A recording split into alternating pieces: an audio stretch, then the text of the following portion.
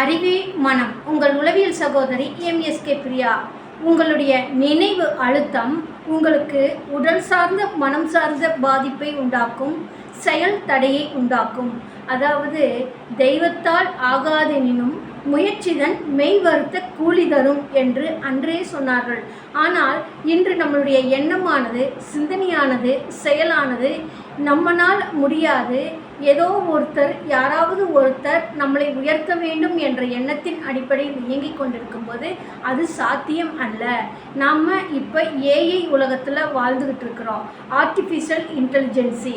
அப்போது human intelligence என்ன பண்ணுன்னா, கற்பனை சார்ந்து, சிந்தனை சார்ந்து, எண்ணம் சார்ந்து, தன்னுடைய சுய இன்பத்திற்காகவும் சுய சந்தோஷத்திற்குமாகவே தேடிட்டு இருக்கும். அப்போ பொருளாதாரம் அப்படிங்கிறது ஜீரோவாயிடும். அந்த காலத்தில் தன்னுடைய சொந்த சோகம் எல்லா பிரச்சனைகளையும் கடந்து தான் தன்னுடைய பணத்தை சேமித்தார்கள், வளர்ச்சியடைந்தார்கள், வெற்றியடைந்தார்கள். ஆனால் இன்றைய உலகத்தில் அது போன்று இல்லாமல் எல்லா வசதி வாய்ப்புகளுடனும் வாழ்ந்து கொண்டிருக்கும் பொழுது பண சேமிப்பு என்பது பொருளாதார நெருக்கடியை உண்டாக்கி விடுகிறது உங்களுக்கு.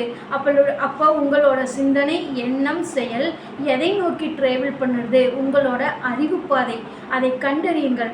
அதை புதுப்பிக்க, மறுசீரமைக்க உங்களுக்கு உளவியல் வழிகாட்டுதலாக இருக்கும். உங்களுடைய வளர்ச்சிக்கும், வெற்றிக்கும், உங்களுடைய அங்கீகாரத்திற்கும்.